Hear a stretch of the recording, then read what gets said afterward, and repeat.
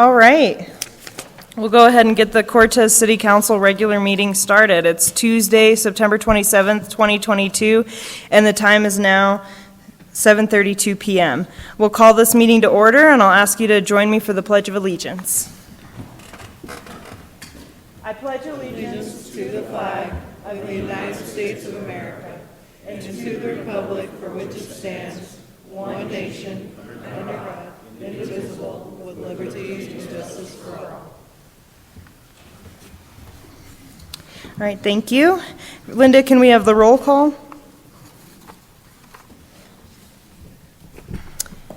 DeHaven. Present. Rainey. Here.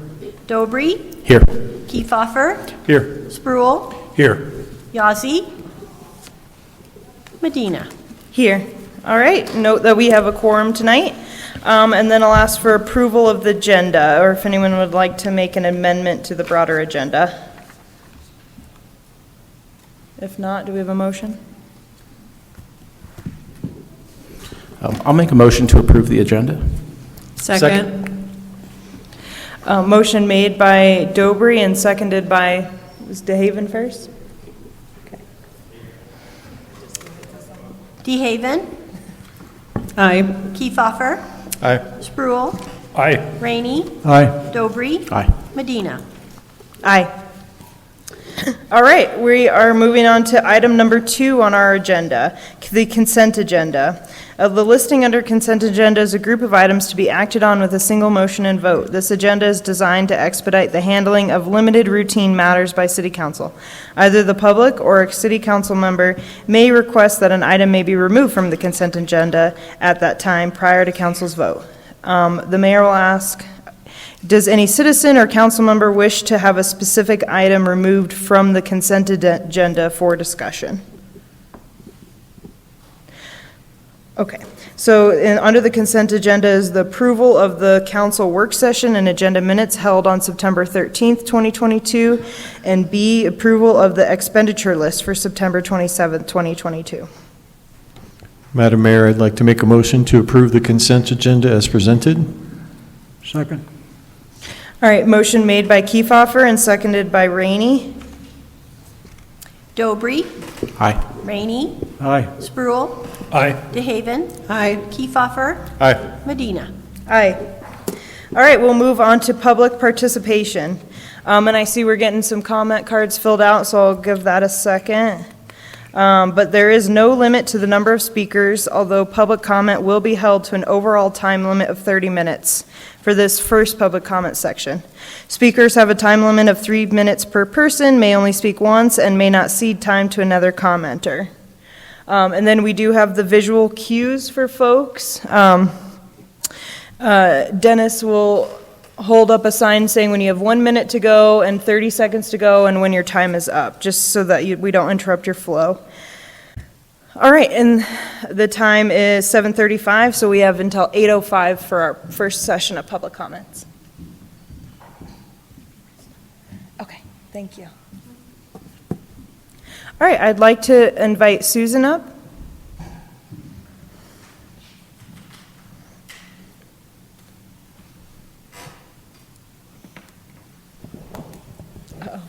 Thank you.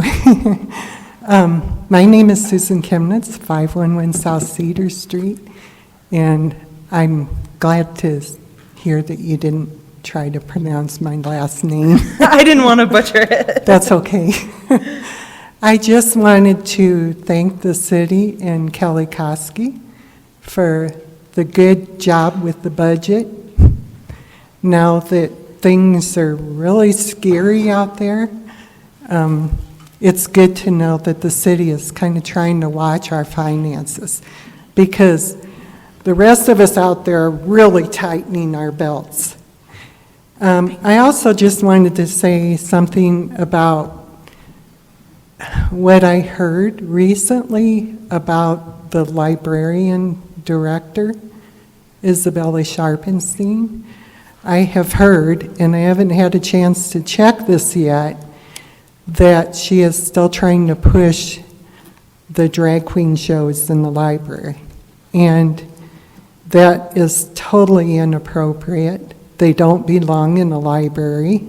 And I know you've already heard me on this before, but I'm just saying it again because if she really is doing this, she needs to resign. That doesn't belong in the library.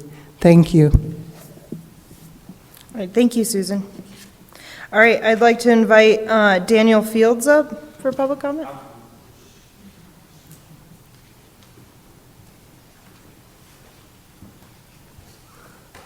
Hello, I am Daniel Fields, and I'm on the behalf of the skate park. We don't really like how the skate park is white, like painted white all the time. It's hard to see, and yeah, that's it. All right, Yeah. thank you.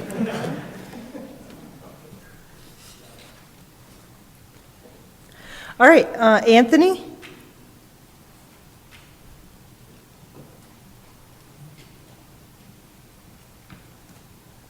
Hello, my name is Anthony Size.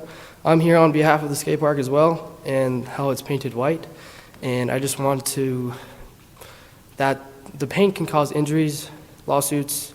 I just don't want to be a part of those injuries. I don't want to have to, start a lawsuit over an injury over the skate park being white. That's all I have to say. Thank you. Thank you. Dorian?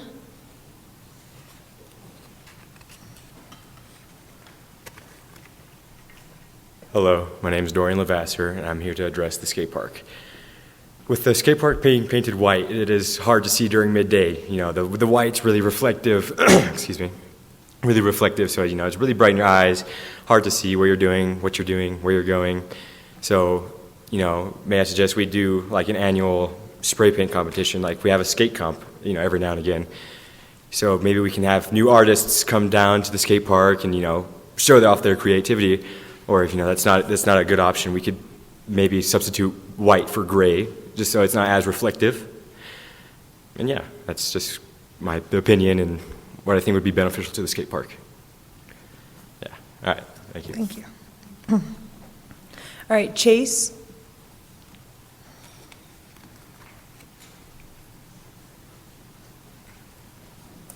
I'm Chase Rhodes. I'm here on behalf of the skate park on how reflective it is during the daytime and how it can cause injuries because it affects your depth perception on everything and it makes it harder to see where everything is. Thank you.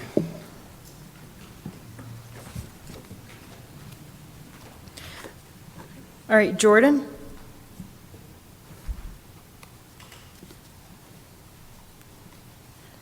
Hi, all. Thanks so much. My name is Jordan. I am a recent, no longer resident of Cortez. I live in Nashville, Tennessee, and am a frequent visitor, though. I also roller skate at the skate park. Yesterday, I met a bunch of these kids and had some conversations about what they want to see at the skate park, and we had some really great conversations. And one of the big issues is the first time I had visited the skate park in several months, I came and skated up to it in the middle of the day, and it is completely white, and as they're saying, it's really hard to see. It's pretty dangerous to have a skate park white like that. And yeah, they raised a lot of really good points, so I just want to echo what they're saying and encourage City Council and Parks and Rec to work together to create a solution for all of a sudden all the art is gone. I think there's also a personal connection that a lot of the kids at the skate park have with the art. So not only that it's all white and that's dangerous and hard to skate in and not good for our skin and with the reflections, but also it can be a really nice community space. I've met a lot of Cortez kids there, and they're really awesome. So I think working with the skate community before making decisions about the skate park is going to be really valuable in the future. Yeah, just supporting what they have to say. I think they have a lot of really good ideas, including making the skate park bigger. The skate park is a really popular place that the city has in Cortez where kids can go for free, and it would be really cool to see it expand. And I think that skating is becoming more and more popular, especially roller skating, and a lot of adults are skating now. So I just think that involving the skate community in decisions about the skate park is going to be a really good thing for Cortez. Thanks so much. All right, Nathaniel?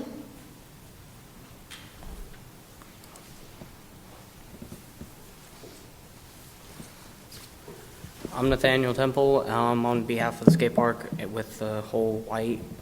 I just wish there was like a idea or whatever that to involve the community before painting it all white, because it's really reflective and can't really see anything while riding through it, and it's scary sometimes.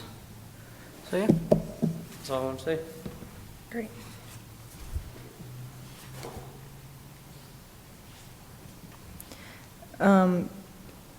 Nameson, I'm sorry, Jackson, last name?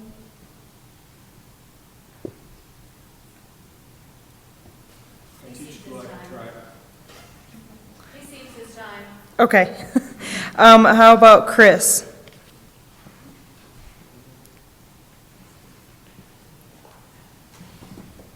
Hi, I'm Chris. I'm here for the skate park too, and we just want it to, not be white anymore because it, hurts our eyes and all that. So yeah, I agree with all them. Okay. Well, I want to thank you all for coming. I know it's not easy or probably what you want to do with your night, but we appreciate hearing from you all. I think that's important. And I know there are plans to have artists come back to the skate park in the spring. And so how can we involve you? Is there a way we can get some contact information? So make sure that we are including you in these ideas and kind of conversations around the skate park, because as people who don't use it but maintain it, there's a lot of things we don't know. So we appreciate hearing from you. I think that's important. So Jordan, if there's a way you could get contact information for us. Okay, awesome. Thank you, guys. All right, if that's it for... Well, I just wanted to say that also I want to tell you guys that you're our best advocates for the skate park. So that includes, once it does get, painted, and even before then, to make sure that you're talking to people who show up there and maybe are doing, some things too that aren't cool. They're painting things that aren't necessarily all right. So, if you guys, stand up and say, hey man, this is our skate park, we'd really appreciate it if you didn't do that. That's really helpful as well. Thank you. Great. Okay, we'll move on to number 5 on our agenda, public hearings. 5A is ordinance number 1310, series 2022. Presenter Nancy Dalsdall, our contract city planner. Good evening. This is the second reading of a proposal to revise the land use code. It's a very simple code amendment required by House Bill 21-1222, which requires the city to look at home-based childcare and regulate it only in the same manner you would regulate a single-family home. Reviewing the code, we just determined that the way small home-based childcare facilities are regulated by the land use code right now is fine and compliant with the new House bill, but large home-based childcare facilities are currently conditional uses in all zones that allow single-family homes. So that requires a revision to the land use code that would, to section 3.05, to make sure that large home-based childcare facilities are permitted uses everywhere that single-family homes are.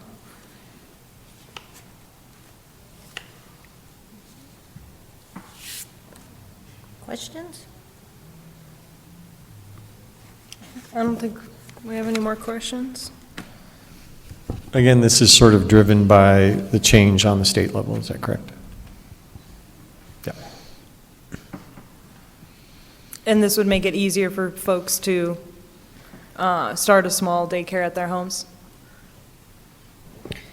Currently, the larger home-based childcares, which are up to 12 kids, so it's not just usually a mom and I think it's 6 or less kids. In that case, I believe you have to have 1 employee.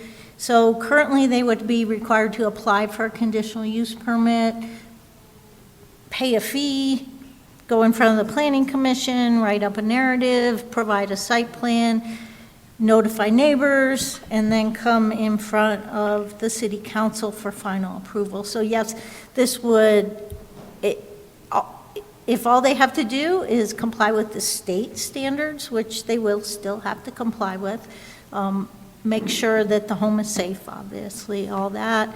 So this would cut out at least probably 3 months from the review process and some costs through the land use process. Great. I'd like to make a motion to approve on second and final reading ordinance number 1310 series. Yeah, I believe, doesn't this need to go to public comment? Oh, yeah. Yes. Oh, sorry, okay. Okay, I'm opening this up for public comment. Thanks. All right, seeing none, I'll close public comment section. Any other discussion, or do we have a motion? I'd like to make a motion to approve on second and final reading ordinance number 1310, Series 2022, an ordinance amending the City of Cortez Land Use Code, Section 3.05, use regulations regarding child care facilities, large home base. Second. All right, motion made by DeHaven and seconded by Kiefhofer, Dobry? Dobry, okay. Rainey. Aye. DeHaven. Aye. Spruill. Aye. Dobry. Aye. Kiefhofer. Aye. Medina. Aye. All right, moving on, we have no unfinished business, so we'll move on to 7, new business. 7A is resolution number 27, series 2022. This is a request by Candelaria Construction, represented by Stephen Candelaria, to subdivide a recently constructed triplex into 3 separate ownerships for individual sale. Triplex is located at 1408 North Mildred, zoned R2, complies with all zoning requirements since it was just built. Really, we sent this out to agencies, we received a few comments, nothing of any concern or requiring any conditions. The applicant has provided CC&Rs to address common ownership issues. Proposal meets all requirements of the Land Use Code 6.11A, and staff is recommending approval with our fairly standard conditions that they meet all requirements of any agency's departments and that the plat be recorded in the county clerk's office. Any questions? I'm assuming then the common area will be that common area? Yes. Yes.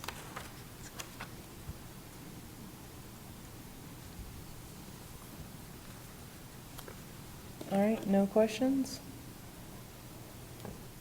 Do we have a motion then? I'd like to make a motion to approve resolution number 27, series 2022, approving a minor subdivision of an amended plat of Tract A, Lot 2, per re-subdivision of Lot 2, Russell subdivision as AKC Townhomes. Second. Oh, with the 2 conditions? With the 2 conditions cited. Second still. All right, motion made by DeHaven and seconded by Kiefhofer. Spruill. Aye. Rainey. Aye. DeHaven. Aye. Kiefhofer. Aye. Dobry. Aye. Medina. Aye. All right, and we're moving on to 7B, Resolution Number 28, Series 2022.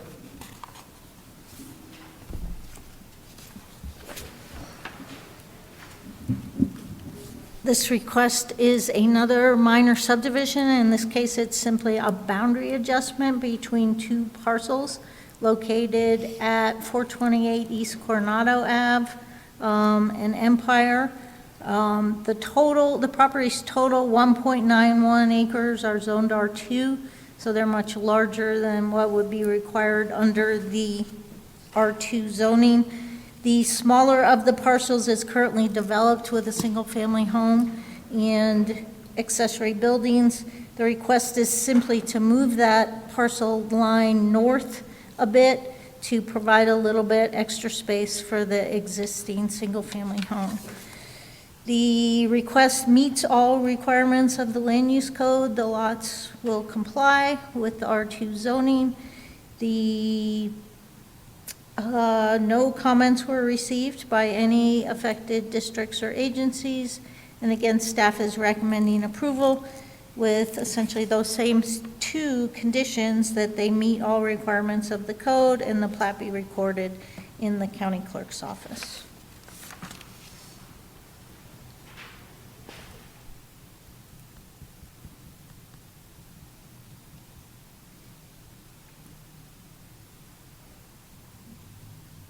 All right, no questions for Nancy? Pretty straightforward.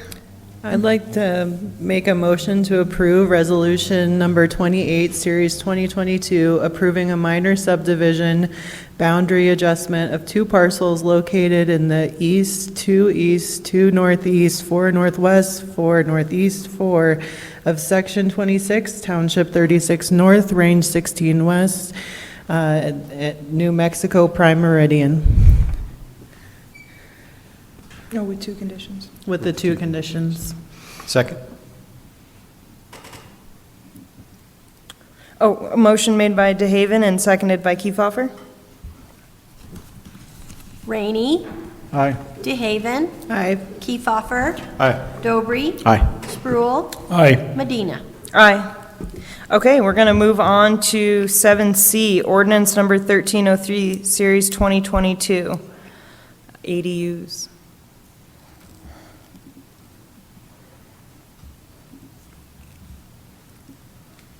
Okay, this one's a little bit more fun.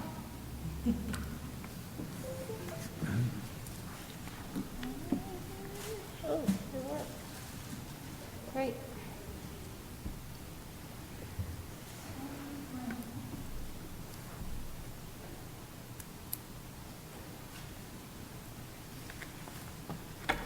So this is the first reading of a proposed code amendment. It's to revise the existing regulations for accessory dwelling units. The Planning Commission worked on this revision for probably 6 months, since March. So it's somewhat complicated, and there's a lot of issues at stake here. So I want to take a little bit, and I know this is your first time seeing it. So I want to take a little bit of time here to kind of go over exactly what we're talking about, the process we went through to come up with this revised code, some of the benefits and concerns with ADUs, what the existing code says about it, what the proposed amendments are, and then leave time for any questions. So what is an accessory dwelling unit? They go by a lot of different names. I put a few of them in here: in-law apartment, mother-in-law apartment, alley home, garage flat. But essentially, it's a separate and complete housekeeping unit. It has a separate entrance, kitchen, sleeping area, bathrooms, living area. It can be either attached or detached to an existing single-family home.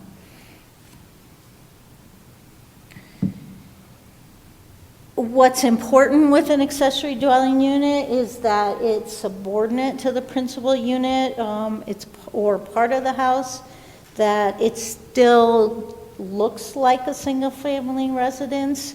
When it says unified ownership, what we mean there is that it's not a duplex. You can't separately sell them. It will always be under one ownership. And that generally it's, I'm going to move on from that. I've got some examples of them here. Sometimes they'll be behind the home. You might have a basement apartment, although those get tricky with access issues. You might have it behind the home. And oftentimes you'll find them over a garage or built over a garage or even in a converted garage. I think one of our previous photos showed that. Why am I doing it this way? I'm presenting, shouldn't I?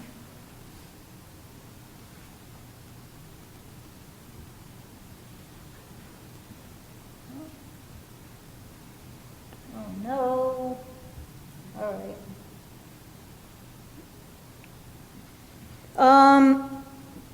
So what's the benefits of having ADUs? Why are they encouraged and what are the concerns with them? Some of the benefits is they provide affordable housing option and additional housing choice. They provide housing often for niche markets, but examples would be empty nesters, young people just starting out. Maybe you have a young family member who isn't quite ready to leave home, but wants to start establishing a separate residence. A disabled adult, adult children we talked about, caregivers for, say, an elderly person in the home. Other benefits of them is the efficient use of existing infrastructure, so you can build a whole separate unit without extending sewer and water lines or power lines to a new subdivision. So it's the streets are already in. More even distribution of housing types. So where we have large areas of single-family homes, it provides that small apartment-style housing mixed in with the single-family subdivisions. Now, the Planning Commission talked quite a bit about affordable housing, and are these actually affordable? I tried to research it fairly hard. I can't really find statistics on whether or not they provide affordable housing, except we had a good one in Durango recently where the city of Durango has been pushing accessory apartments and trying hard to get more to be built in the city. They recently surveyed every ADU owner in the city and asked them how much they rented units for. It was maybe not scientific because they simply asked, but in that case, and in today's market, every single unit that came back, and this was a month or two ago, came in under $1,000 a unit, which is significantly under market rate in Durango right now. So for that part, they do think that when you're renting an apartment in a home that you own and live next to, you're very likely to be super picky about who you rent it to, want to keep them in the home or the unit for a long time, and are very likely to therefore rent it below market rate. The other thing that makes it provides affordable housing is for people that want to help subsidize their mortgage payment. So if you have a ADU in your home and you can rent it out and apply that towards your mortgage payment or additional units, it also provides affordable housing. And if you're trying to purchase a home with an ADU in it and you can apply that towards the mortgage payment, you can perhaps afford a significantly larger home for your family with that rental option built into it. So we really feel like it does provide an affordable option in a number of different ways. Some of the other benefits is it'll help increase housing units without really changing the character of the neighborhood. It provides additional housing units close to employment, and again, what I was just speaking to, the potential income for homeowners. Wanted to be fair here and raise some of the concerns that people have with accessory dwelling units, whether or not they're built with architectural compatibility to the existing home and the existing home in the neighborhood, that you probably will lose some yard space there. Potential loss of privacy for the homeowner and for adjacent neighbors should they go, say, in a backyard. Increasing residents in the neighborhood, of course, increases parking impact. Other impacts to overoccupancy, noise, other disruptions. Emergency access, if it's in the backyard or in a basement, is it safe and quick for emergency response to any medical issues in the unit. So essentially, I've provided here the existing regulations in Cortez. We were somewhat spurred to do this revision, to start the revision last spring, after hearing from several people who wanted to put an accessory dwelling unit on their property but did not qualify. And I'll show you some of the reasons here why perhaps some people didn't qualify. But first, I just want to go over what the existing regulations are. So ADUs are currently allowed in the city. From what I understand, there's only been a few permitted since these regulations went into place. So right now, they are allowed as conditional uses in the RE and R1 zone. A large portion of the single-family homes in the city are zoned R1. RE is a super limited zone, I think you know, with larger lots. The other rules that are currently in place is that the parcel must have a single-family unit occupied by the property owner. The ADU may be attached or detached. And I should probably tell you about the colors. The colors were where I was highlighting issues that I thought maybe caused some problems and that the Planning Commission should concentrate, and City Council, on perhaps revisions. The ADU shall not result in an increase of more than 20% in the existing living area. So that's the existing code. The proposal changes that. So we'll go over that in a little bit. But the example with that is if you have a 1,000 square foot home, you could only do a 200 square foot accessory dwelling unit. So in other words, it doesn't work for a lot of people. And you'll see in a little bit some of the home sizes, the average home sizes in Cortez aren't all that large. So that was one of the big barriers for people doing these. The ADU may be used for rental purposes and shall be reserved for occupancy of 1 or 2 people. So that's existing. I've got to stop touching that. The ADU must be provided with 2 off-street parking spaces as per contained within a garage or protected by a carport. So in other words, a single-family home is required to have 2 parking spaces. The ADU was required to have 2 parking spaces, so you'd end up with 4 parking spaces if you wanted to add an ADU. This is off-street into your existing home. The next one, you have to comply with all setbacks, etc. The ADU should have adequate sewer and water services, and additional tap fees may be required. The ADU shall not adversely impact traffic flow or parking in the neighborhood. And then the last provision currently that also very much restricts the ability of people to apply is that the lot shall consist of 20% more area than the minimum lot size in the underlying zone district. So, for example, you'd have to, in RE, where it's a 1 acre minimum lot size right now, you'd have to have 1.2 acres. In R1, where it's 7,000 square foot minimum, you'd have to have 8,400 square feet to be able to apply. So we developed, went through the existing number of parcels in the city, sizes, did a little analysis there. I think Rachel might have been part of this.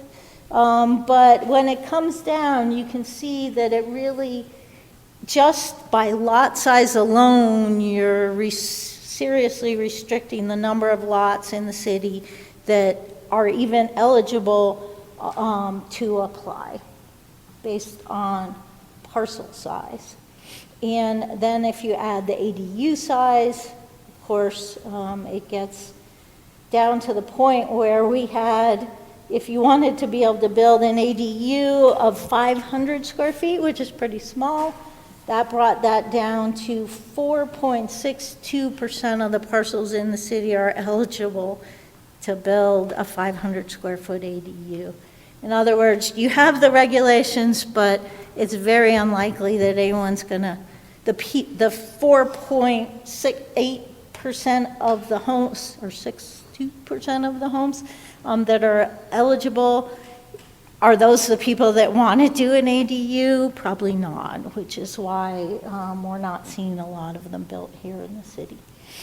So another analysis here with the lot sizes, unit sizes in the zone district, average median.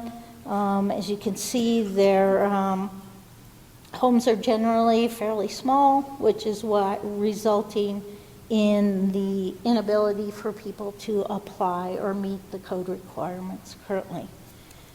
So with the Planning Commission, we kind of went through this and said, here's some potential amendments if you want to encourage these in the city. The list is, the highlighted ones in yellow are the ones that actually changes were made to. The white ones were left. So after Planning Commission review, the recommendation from them is to remove the 20% requirement for lot size. So I think when we get to the proposal, you'll see that now the proposal would be that if you're a conforming lot, if you meet the lot size in your district, you would be able to apply for an ADU. Revised to allow ADUs in R2 and mobile home districts. Those are districts that actually allow multifamily development, but they didn't allow an ADU if they were developed with a single family home. We talked about removing the requirement for a conditional use permit, replacing it with either a new administrative or limited use permit. The Planning Commission did not recommend that, so the draft that you'll see tonight still requires a conditional use permit. And I think I just explained that with the daycare homes. It's about a 3 months process. You have to pay an application fee, notify neighbors, etc. But it does allow, and I think the reason the Planning Commission left that in there is it allows your neighbors to be notified and have a forum when you can express your concerns with the apartment going in perhaps next door to you. The parking requirement, the requirement for 4 parking spaces or 2 extra spaces for a very small unit is likely, okay, this is my opinion, perhaps is excessive. The Planning Commission felt that it was important to keep the 2 parking spaces, but they did revise it to specifically state that they could be in tandem. And the code really didn't address that before, but the idea of tandem is that you can park 1 car behind the other. So for example, if you have a 2-car garage, you have 2 spaces in front of that 2-car garage, that would count as 4 spaces. Remove the 20% maximum increase requirement, perhaps replace with the size cap, and that has been proposed. So we'll go over that.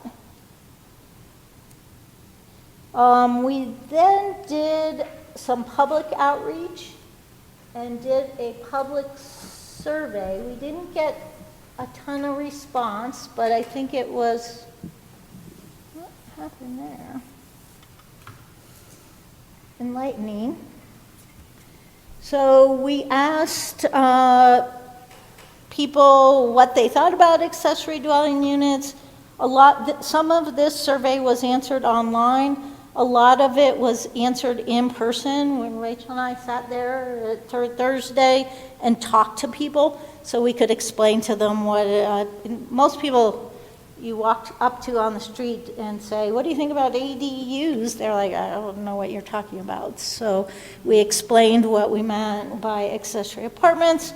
And I think the survey results were pretty unanimous almost there, where just all but one person thought that accessory dwelling units should be continued to be allowed in Cortez.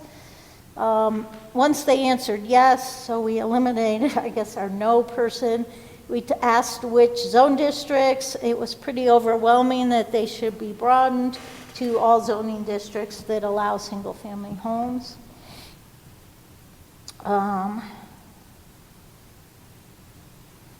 What did I just miss one?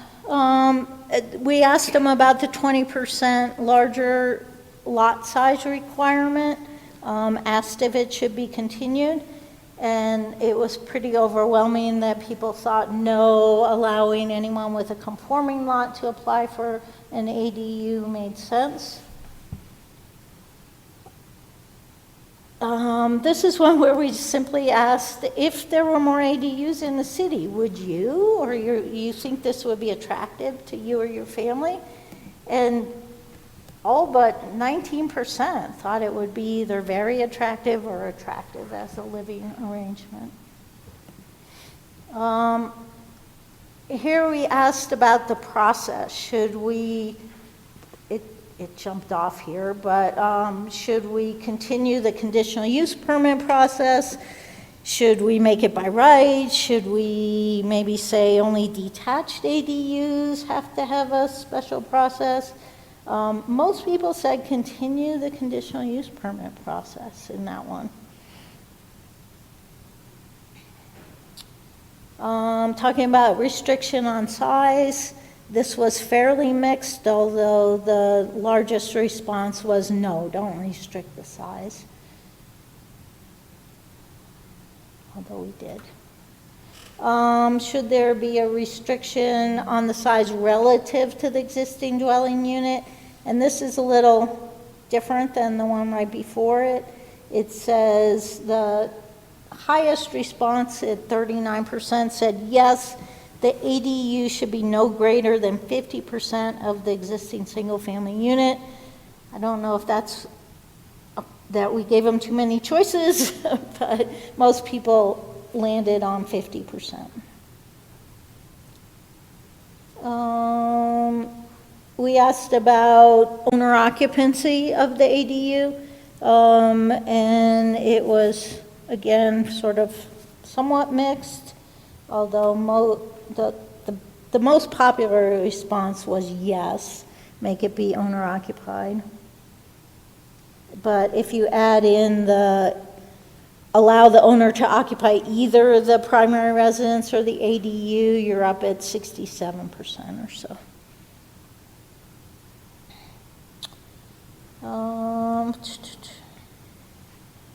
Should there be a restriction whether they're attached or detached? I think we got a very strong response on either is good. Should they be required to provide additional off-street parking? The popular answer on that one was just one additional space. And then I'm almost done. We asked if ADUs were allowed, how likely would you pursue constructing one? And it was kind of surprising that we did get pretty strong response on very likely and likely. So I think that totals over 50%. And then, just to be fair, this came at the request of one of the planning commissioners to make sure that we were being non-biased. If your next door neighbor sought to build an ADU, would you approve? And that was super overwhelming to yes, I would approve. So, got happy neighbors out there. And then this was just simply, we asked to make sure we weren't getting county residents or out-of-state people, but yes, overwhelming, the people that answered were from the city of Cortez.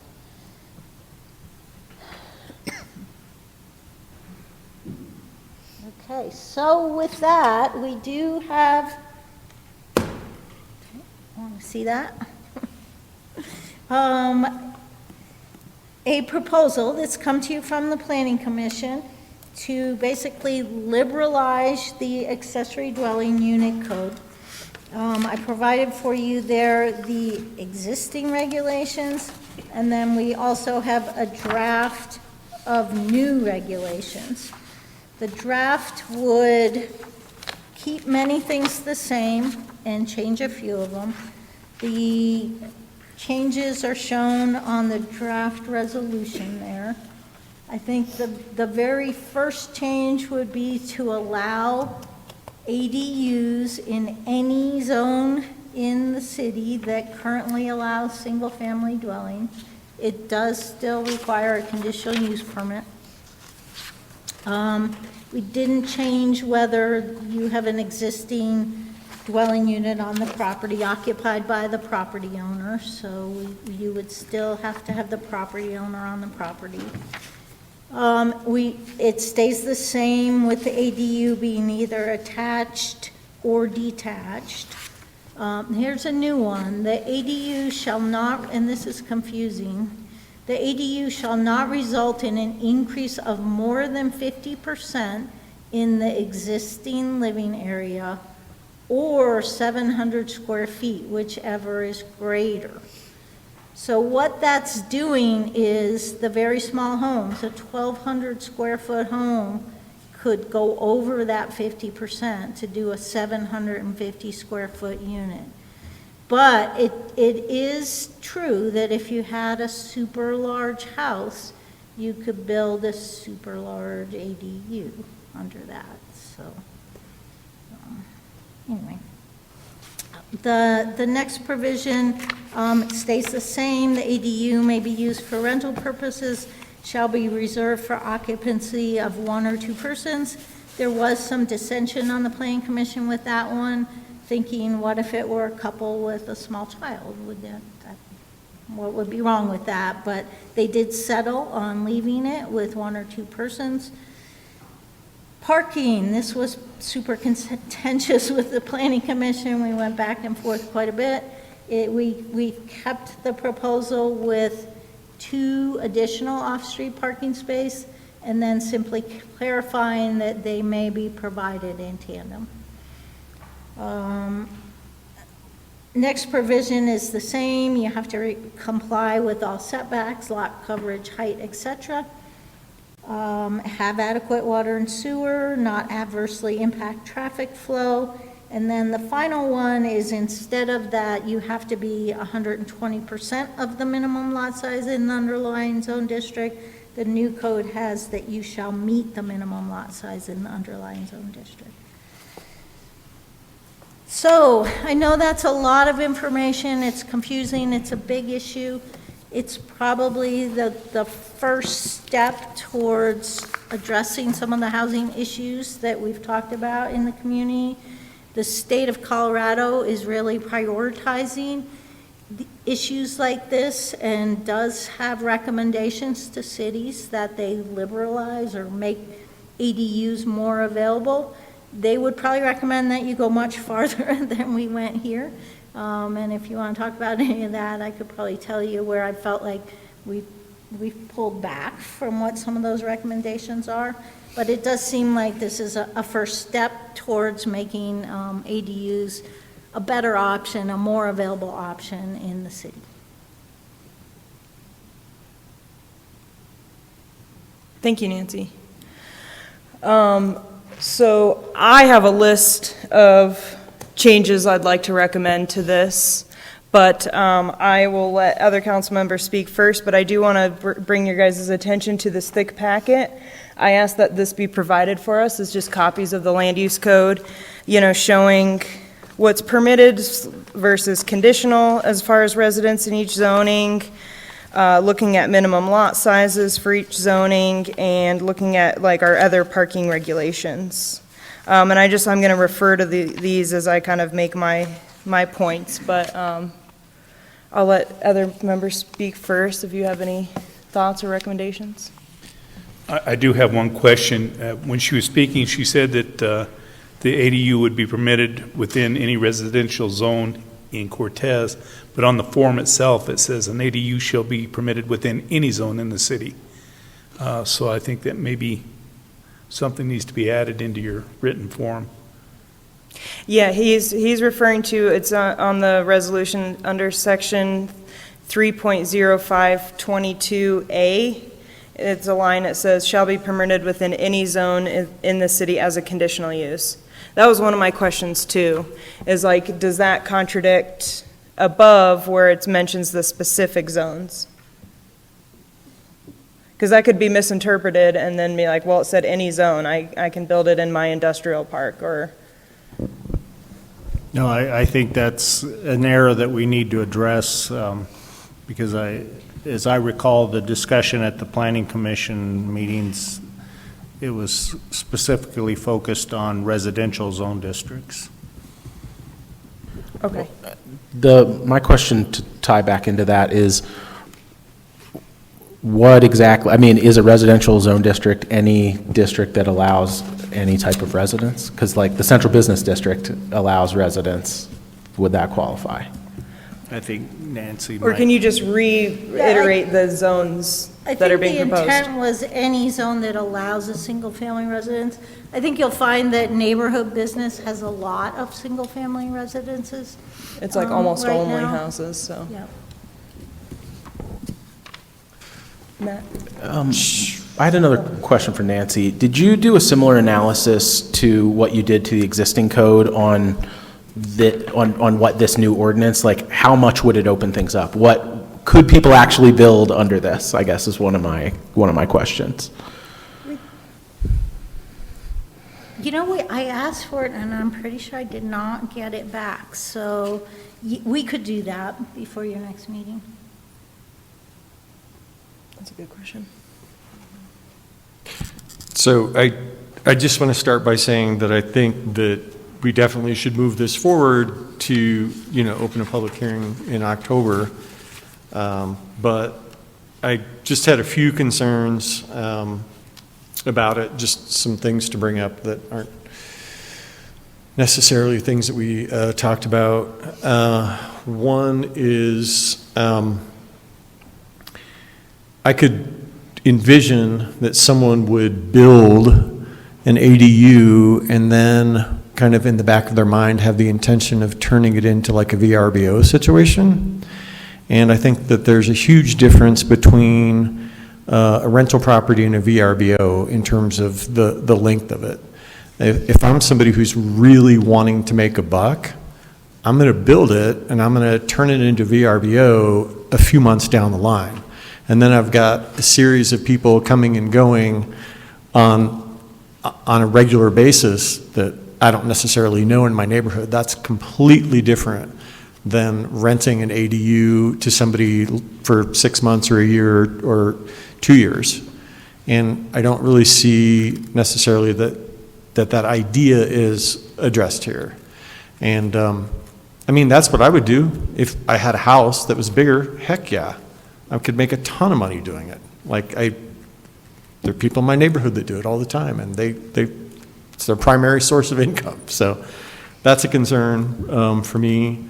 Another concern is the fact that it's currently allowed, but we've only had a couple people go through the process to do it. So on one hand, I hear that, And maybe it's because it is a little bit too onerous, and I'll give you that, absolutely, in terms of the 20%. But it just sort of begs the question, like, how does that jive with the 38 people that you talked to, number one? And I'll also just say that 38 people, to me, is not an adequate sample population at all. It just doesn't cut the mustard for me. It's not enough people to talk to. We don't get enough input. And I don't know that at an event like Third Thursday, you're really going to get down to this is what an ADU is. These are the impacts. These are the considerations, pro and con. So that would be my concern. And of course, those people are more than welcome to come to a public hearing and state that. So that's, those are some of the concerns for me. And having said that, I do think that, we should move it forward for a public hearing, but I personally have some concerns about it. And I want to also say that I appreciate the Planning and Zoning Board and you and everyone who's put just a ton of work into this, because it's really impressive, the changes and the thoughtfulness and those things. I also have, a couple issues around parking. That's a whole nother thing as well. But anyway. I'd like to comment on that. I guess the way I see it is that this is kind of a two-phase thing. One, we focus on like the land use code and the building regulations of it, and then we have another conversation where we really talk to the public about how to regulate short-term versus long-term rental. I feel like that in itself is a whole ball of wax that needs to be separate from this. That needs to take more time and more public input. I think right now this is just focused on really looking at how we address it in the building code, and then we can talk about then how do we incentivize or restrict how they're rented. I don't know. Many communities would restrict them from being short-term rentals. It's a little strange when the city doesn't restrict short-term rentals. So I guess you could short-term rent out your big house and live in the ADU. So we raised it slightly at the end of the process with the Planning Commission and decided it was a bigger issue for the city and probably should be addressed separately. Yeah, I guess I see this as solving just lack of building any kind of homes. We haven't seen homes being built on the same scale as the past, several decades. And so this just allows even just increasing our inventory. And then we, can have, but I think we do need to start those conversations too. Just talking to Dolores, the town of Dolores, they restricted to 25 and they haven't filled all of their short-term rentals. So it's not and that is a different community, but they don't have as many short-term rental people who want to do short-term rentals on the scale they thought. Yeah, right now, anyways. One of my concerns looking at this new ordinance is that I feel like when we're looking at the land use code, one of the things that we consistently hear from people is that it's too complex, it is not clear, and I think this, in a lot of ways, makes that worse, not better. And I think that if you look at the levers that we have around density in our communities, really the coverage area of your lot is the main one. And I think that if we're just using that in a lot of ways to address things, no one's going to be able to, if someone in a neighborhood district that has 6,000 square foot lot requirements, you can't cover more than 50 or 60 in a lot of our zones. If someone's building a garage that covers it, in a lot of ways, that's not changing that being a small apartment that their mother-in-law or their family that comes to town 4 times a year lives in. Doesn't change the character of the neighborhood. And I think we should be looking at our code in ways that we can simplify it and make it so that someone can look at the code and say, oh, I can build that or I can't build that. And Yeah, that's my concern with this, is that we're going to be in the same situation now where 4%, maybe we bump it up to 8% with this. And I don't know that that does anything. And I don't know that that does anything for the builders in our community. I don't know that it does anything for our community when we know we need more housing. So that's kind of my main concern. I think there's a lot of other things, I think, around, like Matt was saying, Councilman Kefauver was saying, around the parking. I don't know if you're building a 500 to 750 square foot unit, two parking spaces are necessary. That seems a little, at least in my opinion, that seems a little over regulated. Okay, so if we can start, just go through this down the list. So having it be a conditional use, I would like to argue that we allow it to be permitted at the very least in the R2 and, R2 and neighborhood business zones. Because if you look at page 32, this table here, a permitted use in R2, you can build a dwelling for up to 6 families. You can build a duplex, permitted, without having to come to planning and zoning, yet you have to go through 3 months of waiting to build just an ADU, which to me seems less impactful. So I would like to advocate that we change it to permitted for R2 and neighborhood business zones at least.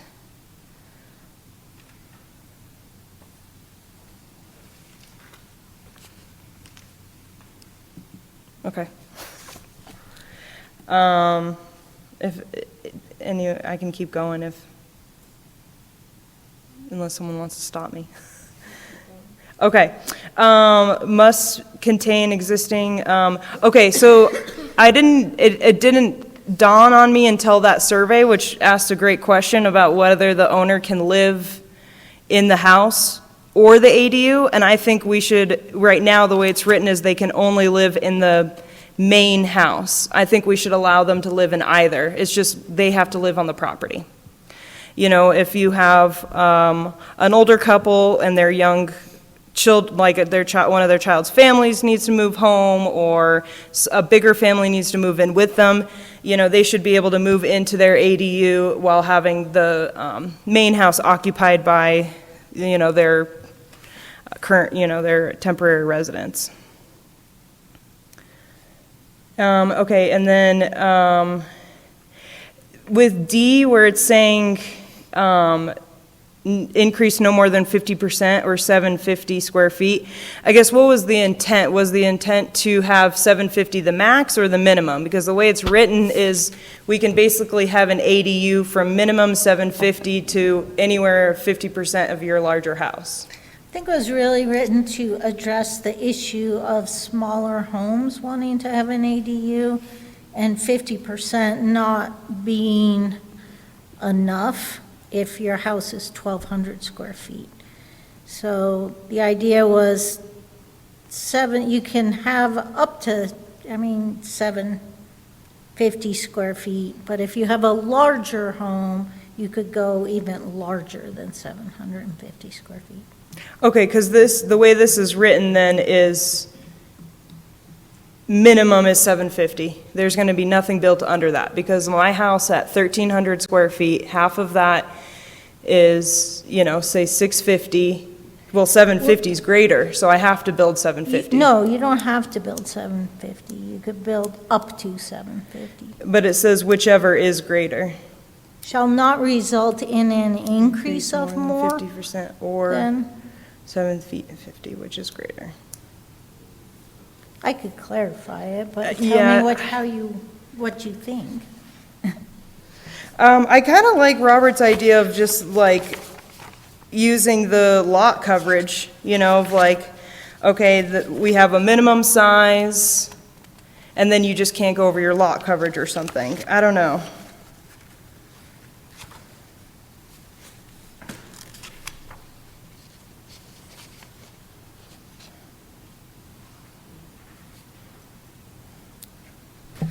In section G, it says that Any new construction will have to comply with all setbacks, lot coverage, and so that's covered there. Okay.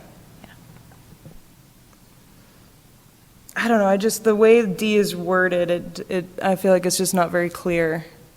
And maybe I'm just completely misunderstanding it, but.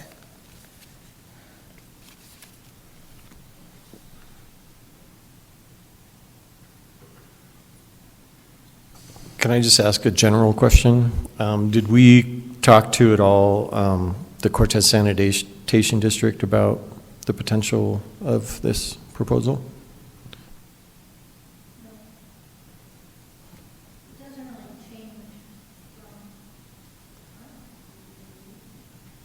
Yeah, because on H it says shall have adequate sewer and water services. Yeah, I was just going by the results of the survey, the overwhelming number of people who said, yes, I would do that tomorrow. If I could. It's not going to happen. Yeah. But I think that if, in the case that it would, I think it's worth having the discussion to say, like, sanitation district, is this possible, right? And are you ready for that influx? There's a lot of work going on around town with the sanitation district currently, and I that's. think I'd tell you, though, that adding an ADU is not that, from a sewer generation standpoint, is not that different than adding a bedroom or two. As far as the additional, I guess the garbage disposal may add a little bit, but I think I could research it for you or talk to them before the next meeting, but it really doesn't generate a huge amount of additional sewer impact.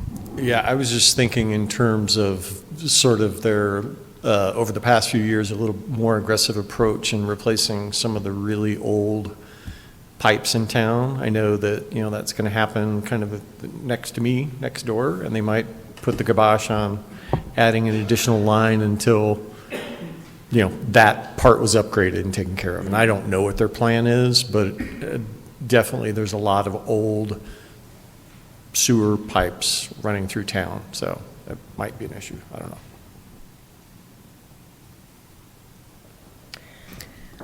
I was just curious what data was used to come up with the number of parking and the residence limits.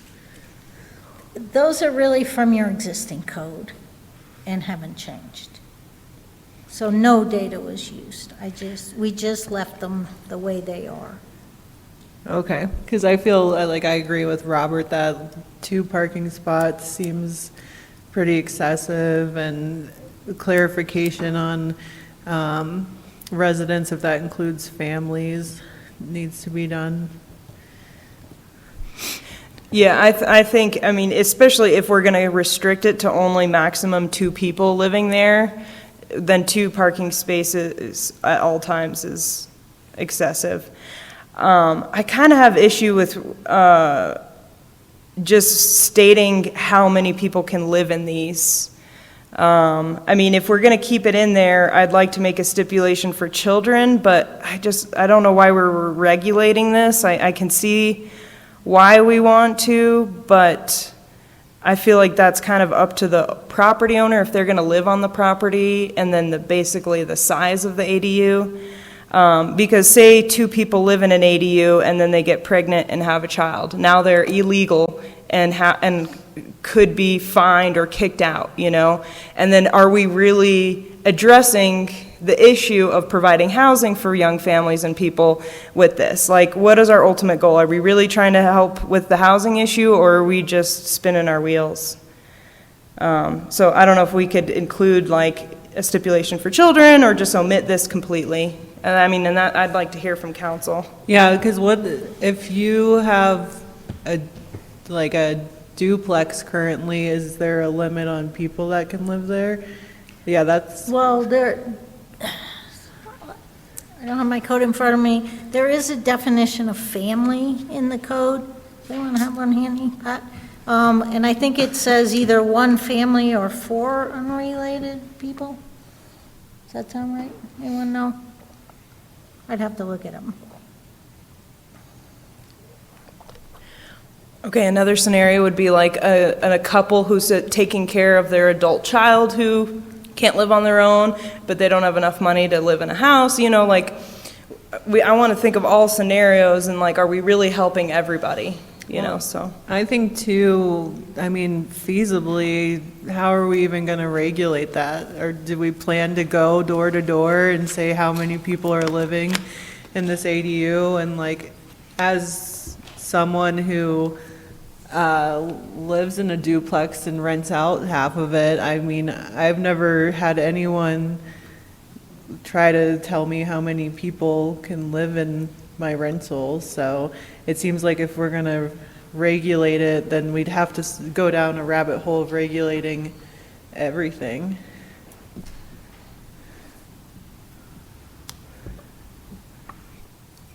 Okay, my last point was the parking. I think we should reduce that to 1. Yeah, particularly without any data. Yeah, from the survey, half of the people thought 1 is enough. Although you should be cautioned, it was a Right, non-scientific survey. It was on the website too, but we didn't get a lot of response.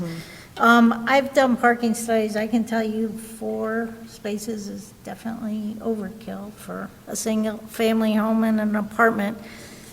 But and although street parking is annoying and in our way, it's not illegal. Yeah. I was going to It say, probably everybody in my slows neighborhood down parks on the street. Nobody parks in their garage or their, off-street parking. Everybody parks on the street. Yeah, if Cortez has a plethora of anything, I feel like it's parking. The other question. Some folks will disagree with you. Yeah. The other Some question I will. had is about J. The lot shall meet the minimum lot size in the underlining zoning district. We do have a lot of smaller lots, non-conforming lots that are older than our code. To me, I think again, the lot coverage area answers that. Like you can't build over a certain percentage. I don't know that you need to be writing someone who has a lot that's 5,900 square feet or 5,950 in a 6,000 square foot zone. I feel like it's a little bit overcoded there to me. So that is something I would advocate to remove as well.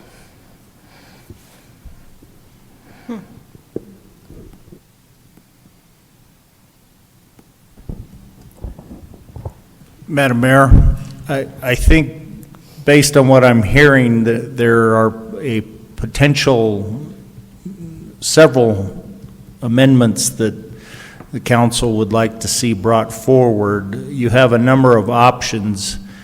You can vote to have this approved on first reading and set it for second reading and a public hearing at a later date, and the staff can attempt to make changes to this version for the second reading, and you can introduce that and allow the public to comment on the revised version, and you can have the same discussion you're having right now about the revised version.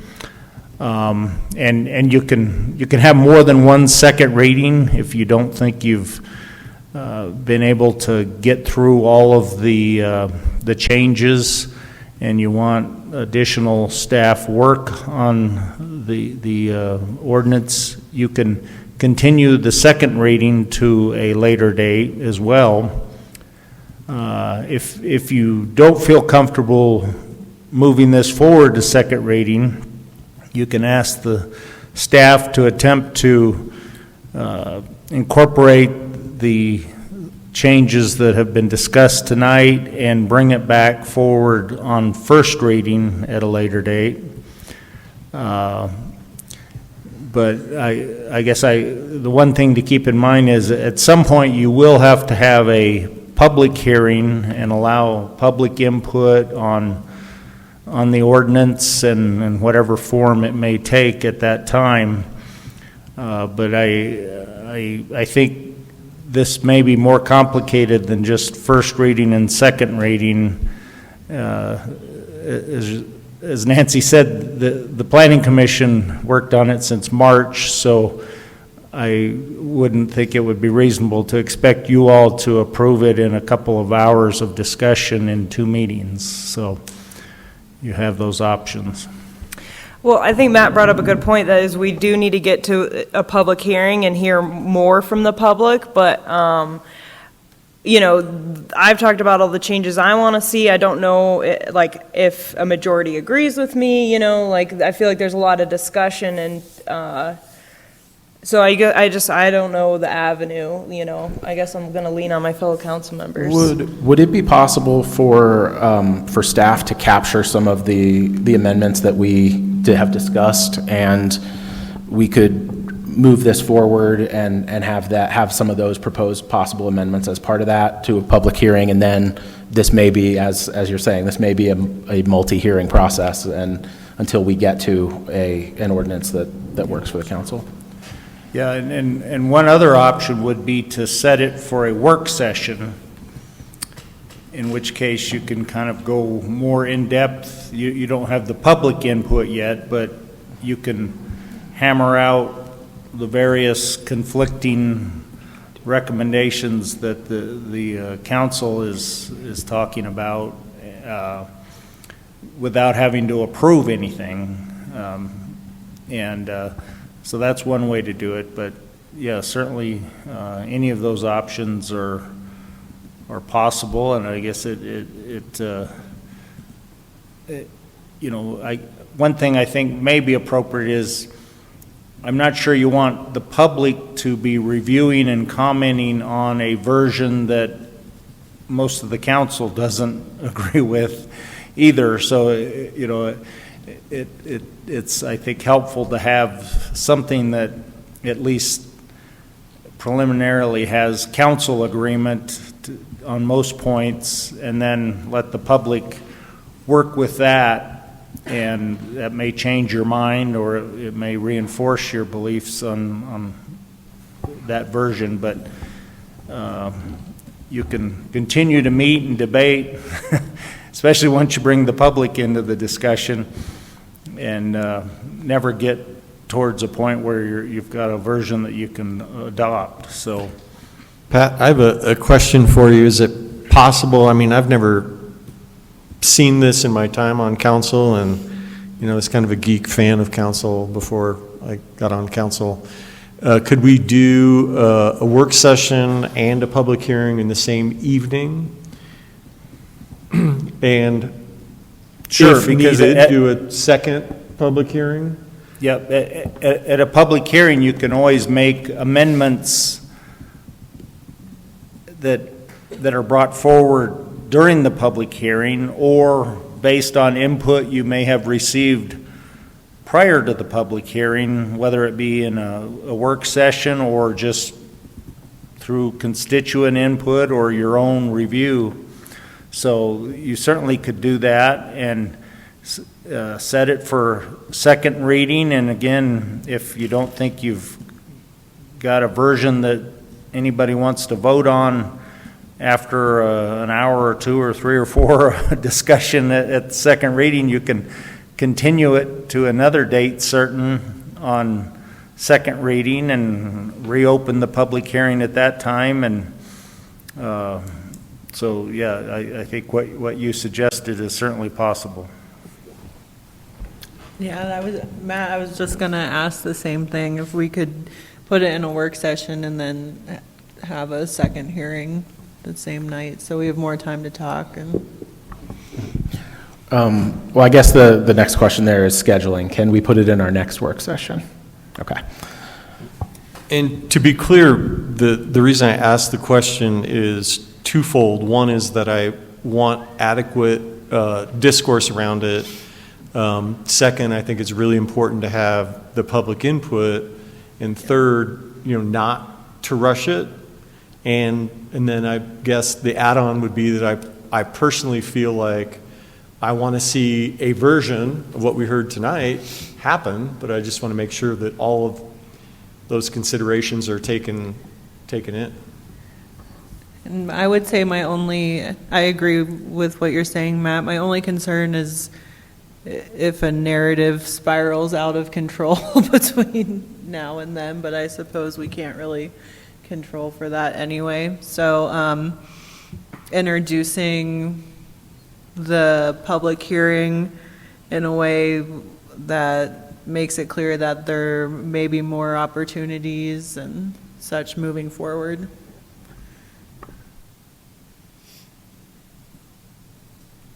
Okay, the only other point I'm going to make about size is I think it should be minimum 300, maximum 800, as long as it meets lot coverage.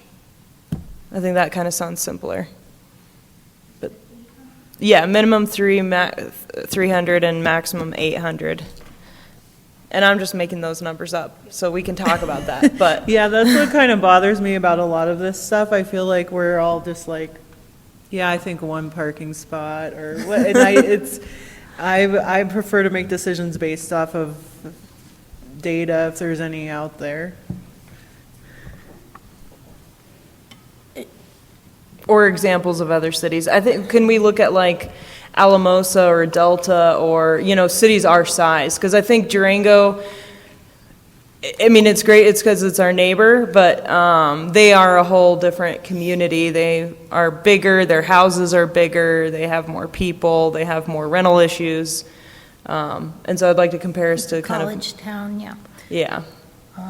Yeah, no, I think I can make all these revisions fairly quickly. The size one has been a puzzle, but most of them have been in one version or another as we've worked through with the Planning Commission, so it's not very hard to revise it. I guess the hard thing is you all have different ideas, and whether we've captured them or not, I don't know. But we won't know until a vote happens and more discussion happens. Yeah, and I can see where 750 comes from. That's half of 1,500 square feet, which is the average house size. You know, that's the 3-bed, 2-bath. So if we're going to restrict it to only 2 people, then it makes sense to make it half the size, or, you know.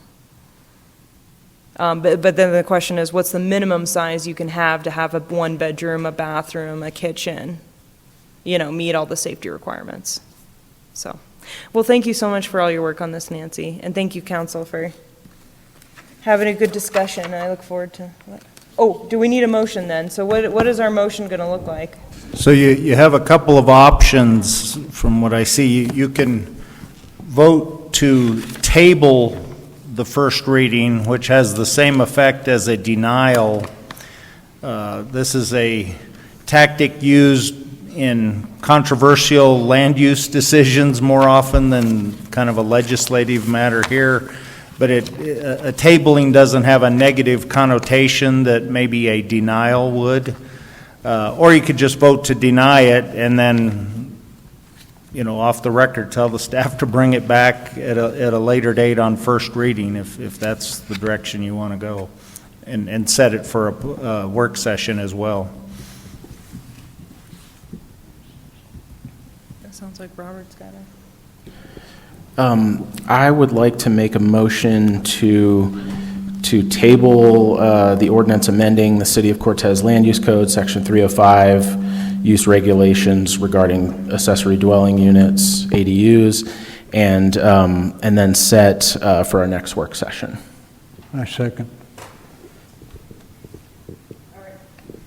Motion made by Dobry and seconded by Rainey. Kiefhoffer. Aye. Rainey. Aye. DeHaven. Aye. Dobry. Aye. Spruill. Aye. Medina. Aye. Okay, we'll move on to appointment to 7D on the agenda. Appointment of Orly Lucero to the Board of Adjustments and Appeals, and Rachel Weaver and Darren Uptain to the Cortez Historical Preservation Board. Linda?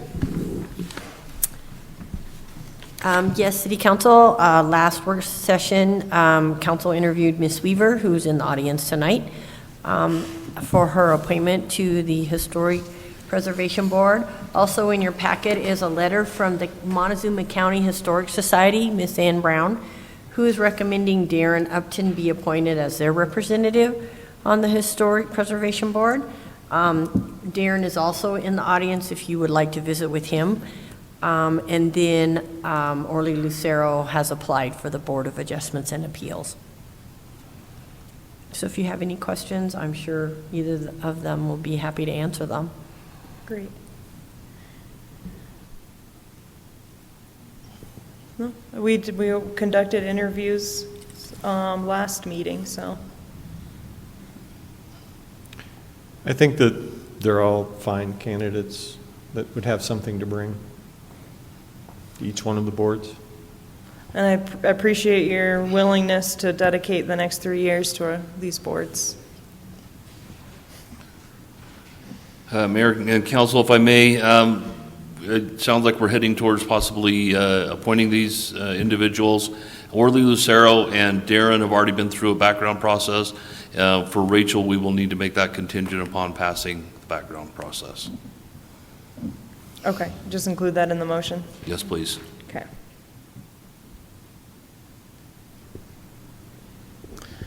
I'd like to make a motion to appoint Orly Lucero to the Board of Adjustments and Appeals, Rachel Weaver to the Cortez Historic Preservation Board for a 3-year term, Rachel Weaver to the Cortez Historic Preservation Board for a 3-year term, as well as Darren Upton as the Montezuma County Historical Society representative to the Cortez Historic Preservation Board for a 3-year term pending background checks. Second. All right, motion made by Dobry and seconded by Kiefhoffer. Dobry. Aye. Kiefhoffer. Aye. Spruill. Aye. Rainey. Aye. DeHaven. Aye. Medina. Aye. All right, thank you all for your service.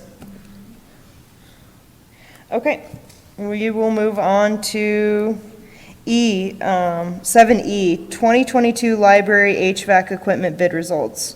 Presenter Rick Smith. Good evening, Honorable Mayor and City Council. The 2022 capital budgets process provides for the replacement of the heating, ventilation, and air conditioning units at the Cortez Public Library. And as you may recall, a couple weeks back, we awarded the roofing part of that project. And to keep the project moving forward, ME&E and the city staff determined that we could get an equipment order out earlier than later, and that would help with the delivery time and the overall construction period of the project. As a side note, I'd point out that for years, the city of Cortez has belonged to a purchasing cooperative. It used to be called U.S. Communities. Now it's called the Omnia Group. And that's a nationwide buying consortium on behalf of governments. So we were able to send out a bid for the equipment and receive bids on September 16th. We got one bid, and that's from the manufacturer of Train, which makes the equipment. The total bid price was $134,750.52. I alluded to earlier this evening that we believe we may be able to get the HVAC units in as little as 28 weeks, which would be a late spring project versus a fall project. And I would also note too to City Council that we sent a copy of the bid to the locals, and they chose not to respond. So feel pretty comfortable about the pricing. One of the vendors said it was actually lower than what he can buy it for. So I think it's a good deal for the city. By the way, we will not pay for the equipment until it ships, which would be in 2023. Rick, do you think the other outfits are either like too busy, or it's either too big of a project or too small of a project for them to bid on, or? Well, this project is just for the equipment. It's not the install. And in the Omnia group, Train is the only manufacturer that is in that group that has a purchase agreement with them. And what that is a national volume thing. They take all of the government's volume and that they go to train. And it's not just HVACs, it's all kinds of different commodities. And they go in and make a national buy with a discount on that. But to your question, why we're only seeing one bid for this and that, in the case of the jury room, we handed out bids to the 3 local people that we knew that does commercial construction.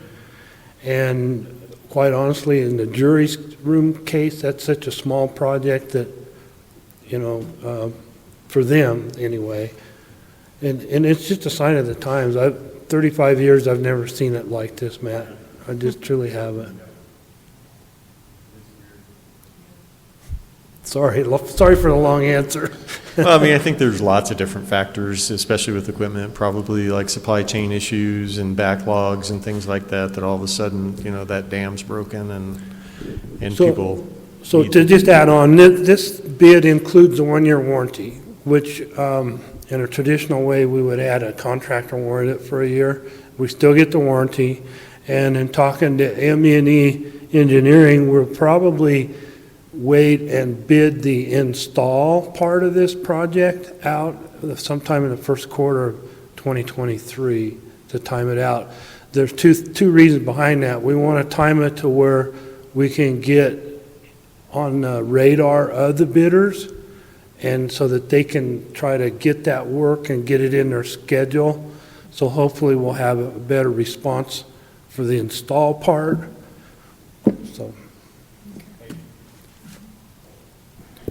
Do you see any issue or have any concerns about pre-ordering equipment and selecting trained, that you are in any way limiting who may bid on the install, or any issues with finding an installer on that timeline?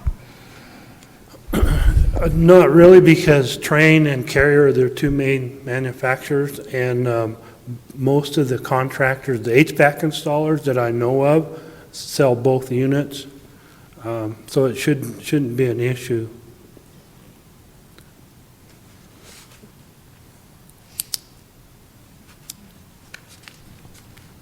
All right, no more questions? Madam Mayor, I'd like to make a motion to award the 2022 library HVAC equipment bid to Trane at the bid amount of $134,750.52. Second.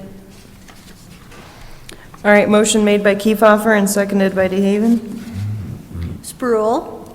Aye. Rainey. Aye. Dobry. Aye. Kiefhoffer. Aye. DeHaven. Aye. Medina. Aye. All right, well, we're going to move on to to 7F on the agenda, the Four Corners Rifle and Pistol Club heating system. Yes, Honorable Mayor and City Council, the Four Corners Rifle and Pistol Club leases the property and building that are owned by the city of Cortez for their indoor shooting range. And the club has recently secured an NRA grant to improve the heating system in the building. Roger Lawrence here is one of the directors, and he can answer some of the questions. The heating unit is about 50 years old, and Comfort Air has looked at the system and has a proposal that meets the club's needs. The grant is about just under $7,000.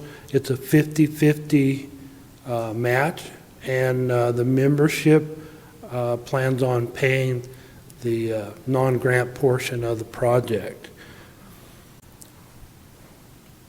All right, I apologize for keeping you here so late, but if you want to mention anything about.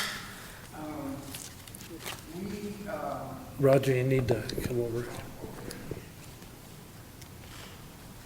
And thanks for being here tonight. You're welcome. We have spent quite a bit of money in the last 5 years on maintaining and repairing that equipment. And it's, like Rick said, it's 40 or 50 years old, so it's very inefficient. So I applied for an NRA grant and with club matching funds. So we actually received the money yesterday, believe it or not. Wow. And Comfort Air is going to do the job. I don't know what the protocol is as far as them obtaining permits or we do the permits, but we'll work that out. And other than that, I can answer any of the questions you have about it. Just in time for winter. Yes. And by the way, we have a work party that's going to be out the first week of October. We're going to be pressure washing the building, sealing it up and painting it. And then we want to upgrade the restrooms they're not ADA approved yet. They don't meet the standards. We want to put a unisex restroom in that's ADA compliant and improve our storage and everything, but I wanted to do it this year, but we just couldn't find any contractors that would work with us to give us any bids or anything, but we're going to try to do that next year. Okay. Any questions? I just had one quick question for our attorney. Do we need to do any update around the lease in someone else buying a heating system that it is owned by the city or anything like that as part of this?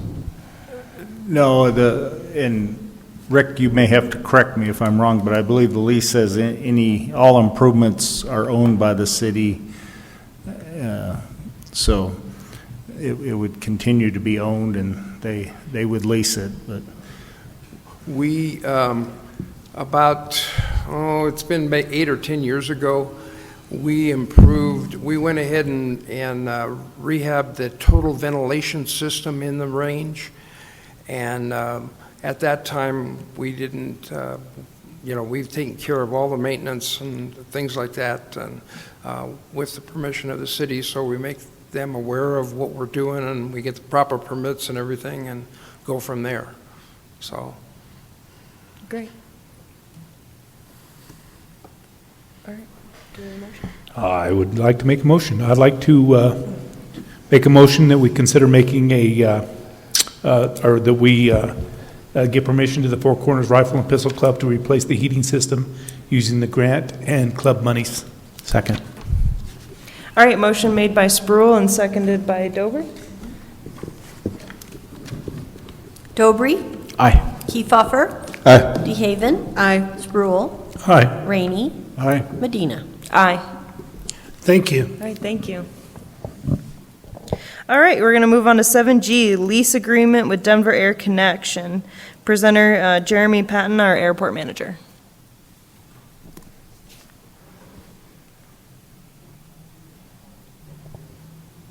Good evening, Madam Mayor, City Council. So the next two items we'll go over, first being the lease agreement with Denver Air Connection. As we know, Denver Air Connection was our recommended airline to the Department of Transportation earlier this year. As Boutique is phasing out, Denver Air's beginning their transition. They've already delivered several items to the terminal and the airport, and they're flying in Friday night with their plane, and they're going to start service immediately Saturday. So I'll be honest, I'm a little late on getting this done, but we need to approve a lease agreement. Mr. Coleman and I have worked together closely on this. Basically, taking the draft that we had with Boutique, updating it for the appropriate rates, and changing the business name. Denver Air is owned by Key Lime Air Corporation. DBA is their Denver Air Connection that we are receiving for the airline. So we updated the fee structure, legal lease structure of the lease.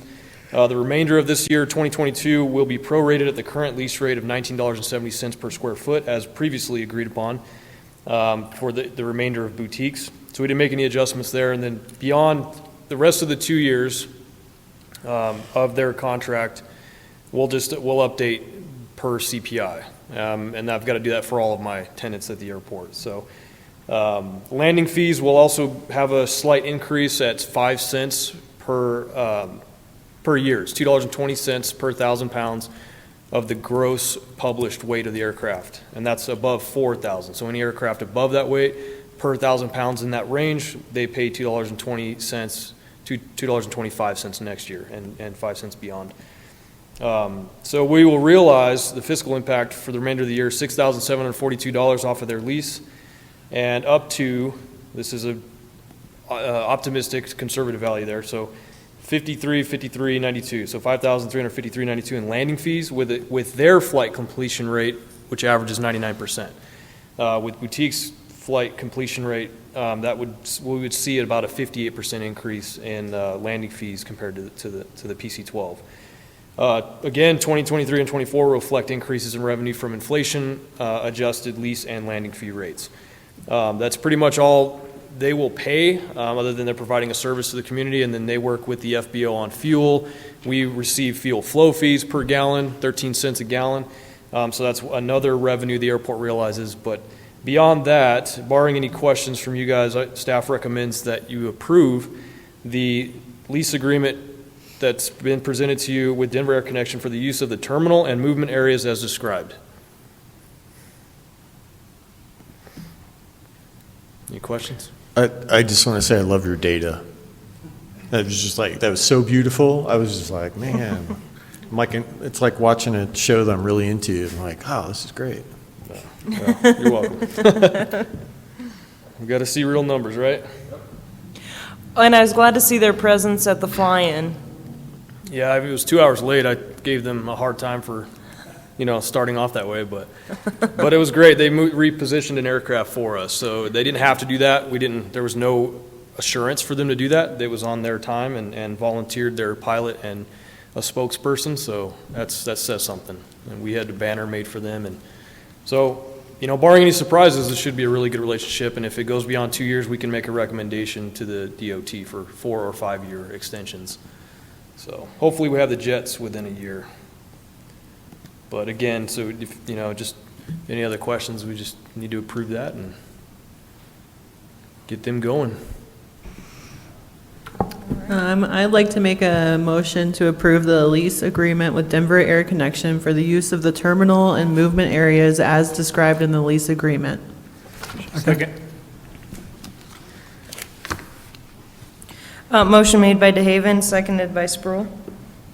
DeHaven. Aye. Kiefhoffer. Aye. Sproul. Aye. Drobry. Aye. Rainey. Aye. Medina. Aye. Okay, we're moving on to H, ordinance number 1312, series 2022. All right, good evening again. Second item I come to you tonight with is an ordinance amendment, previous ordinance being 1301, series 2022 on 14 June. That was our second reading public hearing of the approval for Classic Air Medical to build their fixed wing hangar for their medical service here in Cortez. Since then, and several meetings have taken place that included an adjustment and a request by their engineer and architectural firm to increase the leach field to accommodate 7 bunk rooms that the crew will be stationed in to operate out of that hangar. That makes them more readily available to their aircraft for obvious reasons. They've made a few other adjustments, but the one that we have to consider as a substantive change to the lease is this, in that increasing the land size per Coleman's direction and advice, which is very wise, is that we do an amendment to this ordinance, and then we do a second hearing or second reading public hearing on 11 October to give time for any input in between.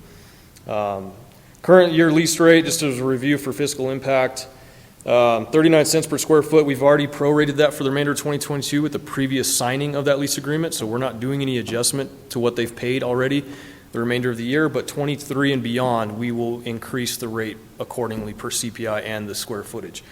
We went from 15,800 square feet previously before this change to the septic field area, to 19,200 square feet. So they see the data there. We went from 6,162 to 7,488, again, on 2022's numbers.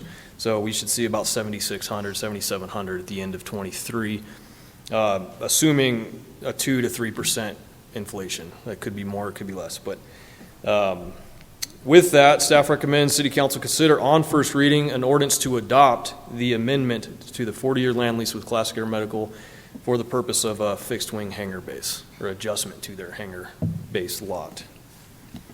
Any questions on that? Does that put you in a time crunch if we set the public hearing for October 11th, or? No, we're still, in this window, we're still waiting on some environmental surveys to be done by my engineering firm. They're handling that for not just Classic, but for some other areas on the airport.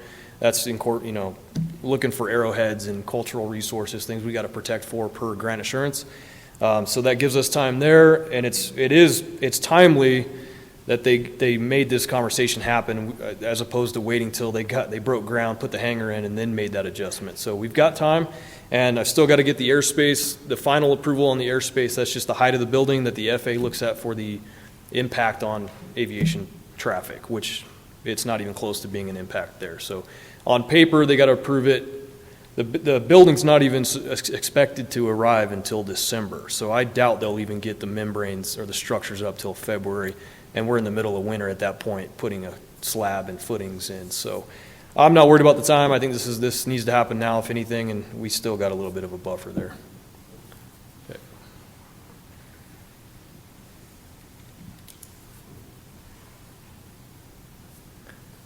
Well, they definitely provide a vital service to our area, so I'm glad to see this 40-year lease and them investing it here.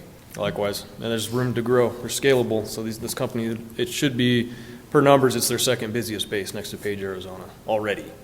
It's running a helicopter and a fixed wing, both are brand new aircraft that they've put a lot of effort and planning into this base, and they have 15 or 16 employees that live here while they're on shift for 2 weeks at a time. So 3 crew houses, base of the hospital, base of the airport.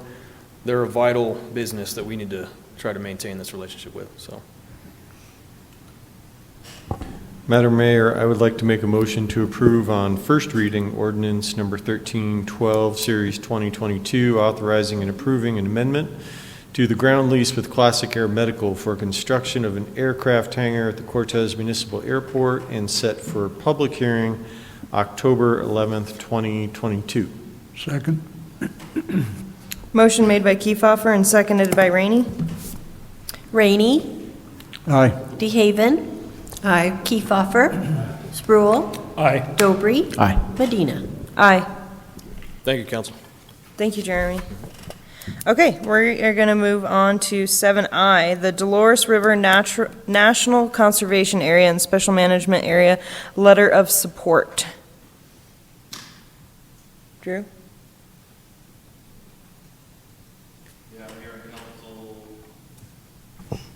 Sorry. Mayor and Council, this has been brought up as a topic of conversation. A letter of support was given to us by an interest group. We actually took that and amended it to basically remove that and put just our brand on it and how we would like to approach it. So we're recommending that the letter that has been presented to you be authorized, or that you authorize the mayor to be able to sign that and send it to Senator Bennett's office.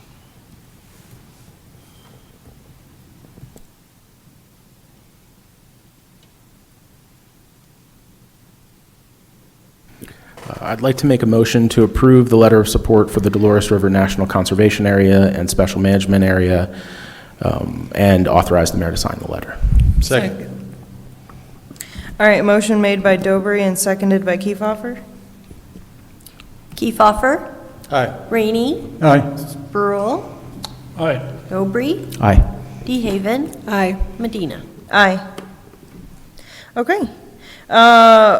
We have on 8, no draft resolution or ordinances. How about a city attorney report? Just a brief one, and thank you, Madam Mayor.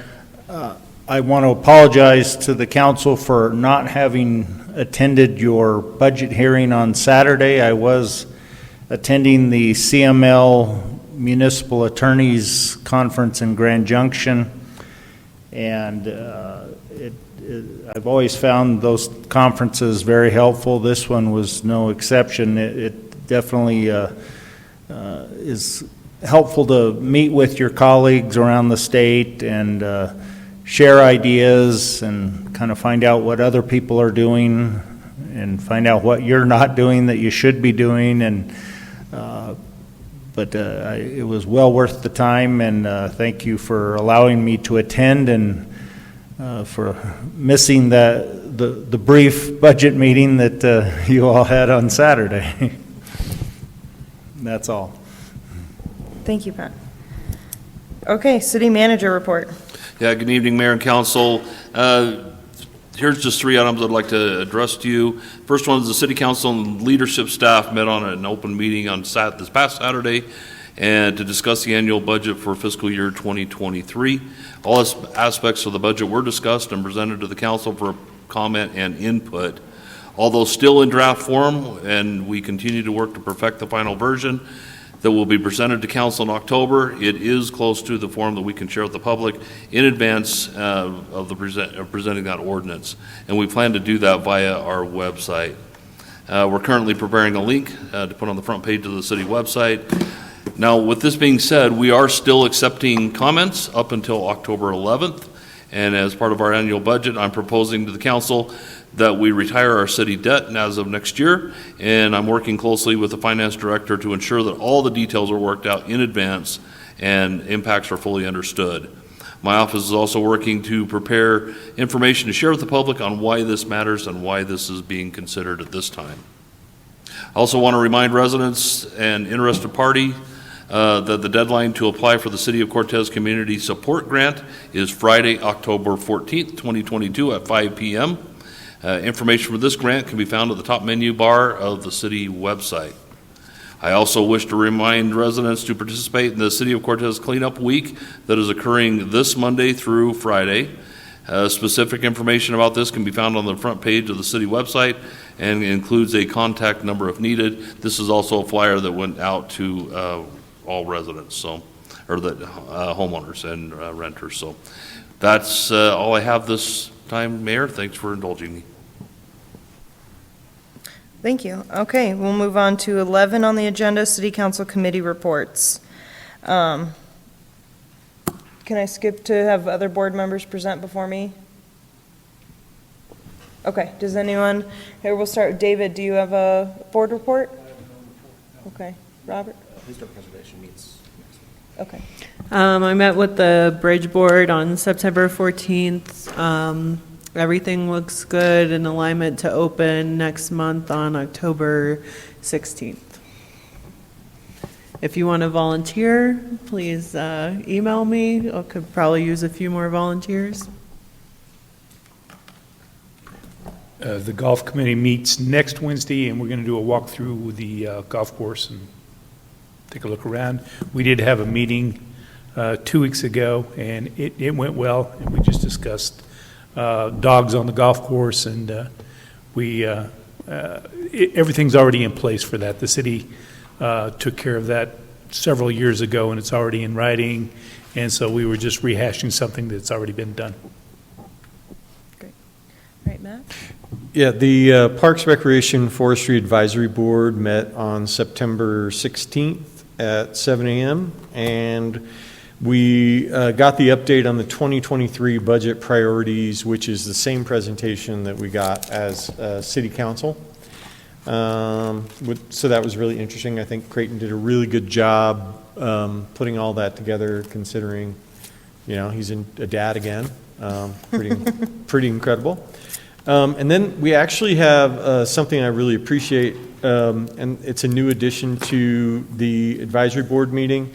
We have department operational overviews, and so we heard from Michelle Duval from the aquatics program, and she just kind of gave us a summary. It's a really great opportunity to kind of break down the individual sections of Parks and Rec.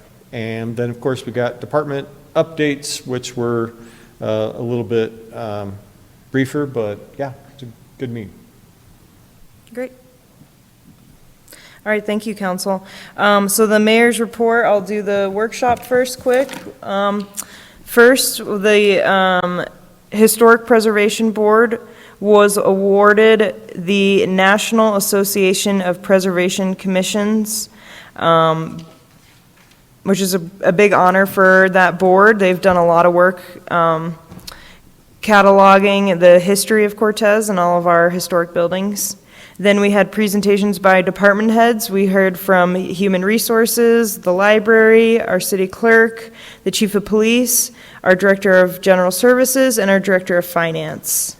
And then I attended a Mesa Verde Country meeting a few weeks ago, and we're getting back into I guess we didn't have a summer meeting, but talking to them about kind of tourism impacts for the year and tourism ideas, and then also talking about budget.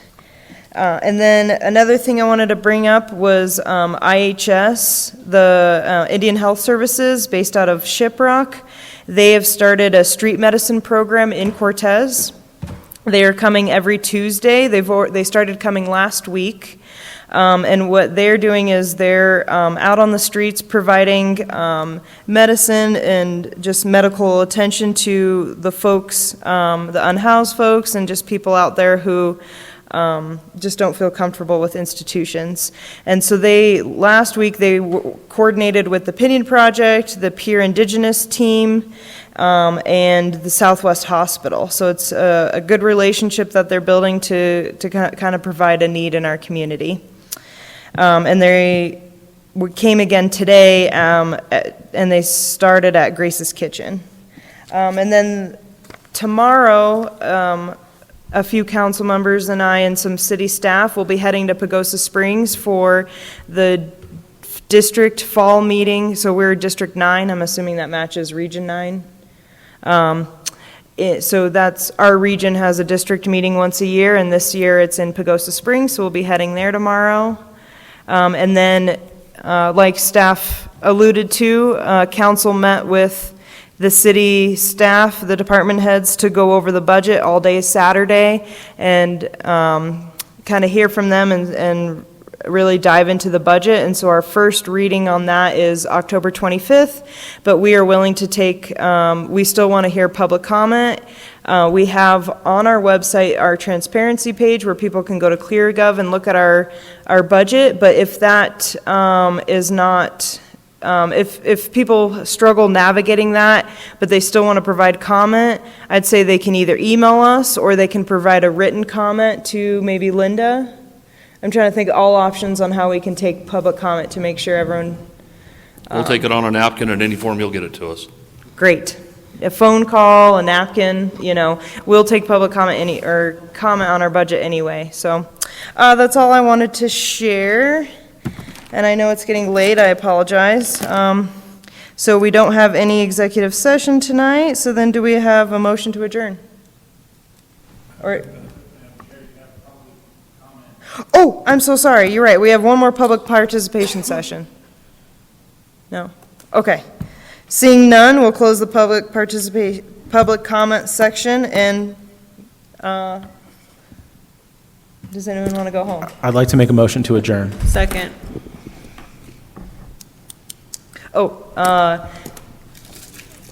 Dobry and DeHaven. Perfect. Thank you. Dobry? Aye. DeHaven? Aye. Rainey? Spruill? Aye. Kiefhoffer? Aye. Medina? Aye. All right, thank you all so much for your time.